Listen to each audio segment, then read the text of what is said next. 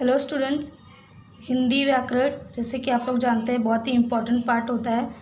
तो हिंदी के जो व्याकरण हैं वो 8, 9, 10 तीनों ही क्लास के लिए सेम व्याकरण रहेंगे, सेम ग्रामर है। तो यहाँ पे मैं आपको स्टार्ट करती हूँ फर्स्ट पार्ट से। तो फर्स्ट पार्ट आपका है शब्द भेद, ठीक है। तो शब्द भेद में आपके दो प्रकार होते हैं, विकारी शब्द और अविकारी शब्द। विकारी शब्द में आपके आते हैं संज्ञा, सर्वनाम, विशेषण और क्रिया। अविकारी शब्द में आपका एक ही प्रकार होता है और वो होता है अव्यय। तो हम पहले विकारी शब्द पढ़ेंगे। तो विकारी शब्द का पहला पार्ट है संज्ञा। तो हम लोग स्टार्ट करते हैं संज्ञा से। संज्ञा, संज्ञा जिस शब्द से किसी व्यक्ति, वस्तु, स्थान, गुण, भाव आदि का भाव हो उसे संज्ञा कहते हैं। यानी कि जिस शब्द से हमें पता चले कि वो किसी व्यक्ति का नाम है, किसी वस्तु का नाम है या किसी स्थान का नाम है, अर्थात या कोई वो गुण या भाव प्रकट कर रहा है, उसे हम क्या कहते हैं? संज्ञा कहते हैं। तो संज्ञा के 5 प्रकार होते हैं, व्यक्तिवाचक संज्ञा, जातिवाचक संज्ञा, भाववाचक संज्ञा, द्रव्यवाचक संज्ञा और समूहवाचक संज्ञा। तो एक एक करके हम ये 5 प्रकार पढ़ेंगे, क्योंकि अगर ये एग्जाम्पल इसके अगर आपको पता रहेंगे तो आप आसानी से संज्ञा के जो प्रकार है, संज्ञा है, वो आप पहचान सकते हैं। हालांकि आपको 10th के लिए 8, 9, 10th में आपको इसके अब प्रकार नहीं है, पहले प्रकार होते थे। अब इसके प्रकार आपको याद करने की ज़रूरत नहीं है, सिर्फ आपको पहचानना होगा कि संज्ञा कौन से हैं। तो हम लोग यहाँ पर देख लेते हैं एक बार उसके रिविज़न के लिए कि इसके प्रकार किस प्रकार हैं। तो पहला है आपका व्यक्तिवाचक संज्ञा। व्यक्तिवाचक संज्ञा किसे कहते हैं? किसी विशेष प्राणी, स्थान या वस्तु के नाम को व्यक्तिवाचक संज्ञा कहा जाता है। यानी कि किसी विशेष प्राणी, जैसे मनुष्य के नाम होते हैं, उसका नाम दिया जाता है। किसी प्राणी को किसी प्रकार की प्रजाति होती है, ठीक है। किसी स्थान का नाम होता है, किसी वस्तु का नाम होता है, स्पेसिफिक नाम रहेगा तो उसे हम क्या कहेंगे? व्यक्तिवाचक संज्ञा। जैसे कि रानी, गीता, मुकेश, लक्ष्मी, रमेश, दिल्ली, मुंबई, गुजरात, महाराष्ट्र, ठीक है। जैसे वस्तु का नाम हो गया रामचरितमानस, ये एक पुस्तक का नाम है, ठीक है। तो ये आपका क्या हो जाएगा? व्यक्तिवाचक संज्ञा। उदाहरण के लिए राम बाजार जाता है, राम बाजार जाता है, तो राम क्या हो जाएगा आपका? व्यक्तिवाचक संज्ञा। दूसरा प्रकार है जातिवाचक संज्ञा। जातिवाचक संज्ञा किसे कहते हैं? जो संज्ञा शब्द किसी प्राणी, स्थान या वस्तु की पूरी जाति का बोध कराए, ठीक है। जो संज्ञा शब्द किसी प्राणी का, किसी स्थान का या वस्तु का, उसकी जाति का बोध कराए, स्पेसिफिक नाम की ज़रूरत नहीं होती यहाँ पे, पूरी जाति का बोध कराए, उसे क्या कहा जाता है? जातिवाचक संज्ञा। जैसे देश, ठीक है, यहाँ पे देश का नाम नहीं दिया, जैसे भारत देश, अमेरिका देश, यहाँ पे देश का नाम नहीं दिया, सिर्फ अगर देश लिखा हुआ है तो जातिवाचक संज्ञा। अगर यहाँ पर बताया होता कि भारत देश है या अमेरिका देश है, ठीक है, किसी भी देश के नाम के साथ अगर होता तो वो हो जाता व्यक्तिवाचक संज्ञा, क्योंकि वहाँ पे स्पेसिफाई किया हुआ है कि कौन सा देश है। राज्य, कौन सा राज्य है वो भी नहीं पता है, तो राज्य क्या अगर सिर्फ दिया हुआ है तो जातिवाचक संज्ञा। शहर, कौन सा शहर, ठीक है। गांव, कौन सा गांव, कुछ भी यहाँ पर दिया नहीं, सिर्फ शहर दिया हुआ है, तो पूरी जाति, कौन सा शहर, अगर दिल्ली शहर दिया होता, मुंबई शहर दिया होता तो वो आपका व्यक्तिवाचक संज्ञा होता। लेकिन यहाँ पे सिर्फ शहर दिया है, गांव दिया है, तो ये आपका जातिवाचक में आएगा। नदी, ठीक है, सिर्फ नदी दिया है तो जातिवाचक संज्ञा।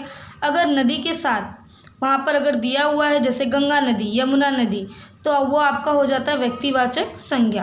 पुस्तक, मित्र, ये एक प्रजाति है, पूरी जाति का बोध करा रहे हैं, तो वो क्या हो जाएगा? जातिवाचक संज्ञा। मेरा घर नदी के किनारे है, नदी, यहाँ पे कौन सा नदी है? नदी का नाम नहीं दिया हुआ है। अगर नदी का नाम दिया होता तो वो आपका क्या हो जाता? व्यक्तिवाचक संज्ञा। यानी कि यहाँ पे सिर्फ नदी है तो आपका क्या हो जाएगा? जातिवाचक संज्ञा। हम पढ़ेंगे तीसरा पार्ट है इसका संज्ञा का, भाववाचक संज्ञा। किसी भाव, गुण, अवस्था या दशा का बोध कराने वाले शब्द को भाववाचक संज्ञा कहते हैं। यानी कि जिससे पता चले किसी इंसान के, किसी मनुष्य के या फिर किसी स्थान के या फिर किसी वस्तु के भाव या फिर गुण या अवस्था, उसकी दशा के बारे में पता चले तो वो क्या हो जाएगा? आपका भाववाचक संज्ञा। जैसे यहाँ पे महंगाई, दया, अभिमान, साहस, बचपन, बुढ़ापा, ये सारे शब्द ऐसे जो आएंगे वो आपके क्या हो जाएंगे? भाववाचक संज्ञा। यहाँ पे एग्जाम्पल दिया, उदाहरण दिया मैंने, आजकल महंगाई बढ़ती जा रही है, तो महंगाई क्या हो जाएगा? आपका भाववाचक संज्ञा। द्रव्यवाचक संज्ञा, द्रव्यवाचक संज्ञा किसे कहते हैं? जिस संज्ञा शब्द से किसी धातु, द्रव्य या पदार्थ का बोध होता है उसे द्रव्यवाचक संज्ञा कहते हैं। मतलब कि जिस शब्द से हमें पता चले कि वो किसी धातु या द्रव्य या किसी पदार्थ का बोध करा रहे हैं तो वो क्या हो जाएगा? द्रव्यवाचक संज्ञा। जैसे तेल, घी, दूध, पानी, सोना, चांदी, गेहूँ, चावल, प्लास्टिक, लकड़ी, ये सब चीज़ें क्या हो जाएंगी? द्रव्यवाचक संज्ञा। उदाहरण, चाय में शक्कर डाल दो, तो यहाँ पे शक्कर क्या हो जाएगा आपका? द्रव्यवाचक संज्ञा। लास्ट पार्ट इसका है समूहवाचक संज्ञा। संज्ञा का लास्ट पार्ट है ये। जो संज्ञा शब्द किसी समूह का बोध कराते हैं उसे समूहवाचक संज्ञा कहते हैं। जिससे हमें पता चले कि एक ग्रुप है, ठीक है, यहाँ पे एक से ज़्यादा लोग हैं, उसे हम क्या कहेंगे? समूहवाचक संज्ञा। एक से ज़्यादा चीज़ें हैं, एक से ज़्यादा लोग हैं, तो वो समूहवाचक संज्ञा कहलाता है। जैसे फूलों का गुच्छा, अगर ये यहाँ पर एक ही फूल है तो फूलों को हम लोग स्पेसिफाई करेंगे। अगर एक गुलाब का फूल है तो उसे बोला जाएगा कि ये गुलाब का फूल है, ठीक है। लेकिन अगर उसके साथ बहुत सारे फूल हैं, गुलदस्ता बनाया गया है, ठीक है, तो उसे हम कहेंगे फूलों का गुच्छा है ये। दल में कोई एक लोग नहीं होते, एक से ज़्यादा लोग होते हैं। भीड़ एक लोगों को देखकर हम नहीं कह सकते कि वहाँ पर भीड़ है, ठीक है। तो जहाँ पर बहुत सारे लोग रहेंगे तो उसे हम कहेंगे भीड़। ग्रुप, ठीक है। झुंड हो गया, जैसे किसी जानवर के झुंड आ रहे हैं, एक जानवर आता रहेगा तो हम लोग उस पर स्पेसिफाई करेंगे कि वो शेर आ रहा है। लेकिन अगर एक साथ बहुत सारे शेर आ रहे हैं तो उसे हम कहेंगे शेरों का झुंड एक साथ आ रहा है। परिवार कोई एक लोग से नहीं बनता है, तो परिवार क्या हो जाएगा? परिवार में एक से ज़्यादा लोग हैं तो उसे हम परिवार कहेंगे। मेले में अगर हम लोग जाते हैं तो देखते हैं वहाँ पर एक लोग नहीं होते हैं, एक से ज़्यादा ही लोग होते हैं, तो मेला भी क्या हो जाएगा आपका? समूहवाचक संज्ञा। उदाहरण, मैं परिवार के साथ घूमने गया था।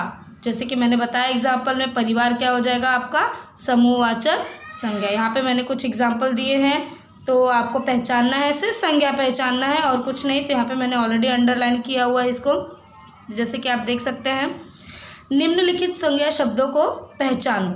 वह लड़का रो रहा था। लड़का, अगर मैं इसको उसके भेद बताऊं तो भेद क्या हो जाएगा? लड़का एक जाति का बोध करा रहा है, किसी लड़की का नाम नहीं आया वहाँ पर, तो ये क्या हो जाएगा आपका? जातिवाचक संज्ञा। तो सिर्फ आपको पहचानना क्या है? संज्ञा। तो आप सिर्फ लड़का लिखकर क्या लिख सकते हैं? संज्ञा। ये घर मिट्टी से बना है, मिट्टी आपका आएगा द्रव्यवाचक संज्ञा। तो मिट्टी क्या हो जाएगा? एक संज्ञा, द्रव्यवाचक संज्ञा जिसे हम कहेंगे। सेना एक साथ खड़ी है, ठीक है, तो सेना क्या हो जाएगा आपका? समूहवाचक संज्ञा। मुझे ऊंचा पहाड़ चढ़ना है, मुझे ऊंचा पहाड़ चढ़ना है, तो ऊंचाई के बारे में आपको बताया, तो ऊंचा क्या हो जाएगा आपका? भाववाचक संज्ञा। करामत अली घर वापस आए। करामत अली किसी का नाम है यहाँ पे, तो ये आपको क्या हो जाएगा? व्यक्तिवाचक संज्ञा। खाने में नमक कम है, तो नमक क्या हो जाएगा आपका? द्रव्यवाचक संज्ञा।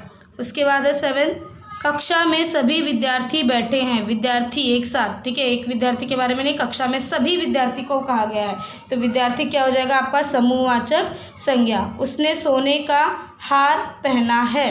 सोने का हार मटेरियल है ये, सोना, ठीक है, तो सोना क्या हो जाएगा?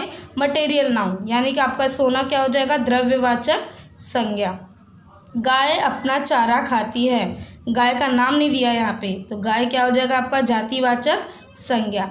राम खाना खाता है, तो राम खाना खाता है, तो राम क्या हो जाएगा आपका? व्यक्तिवाचक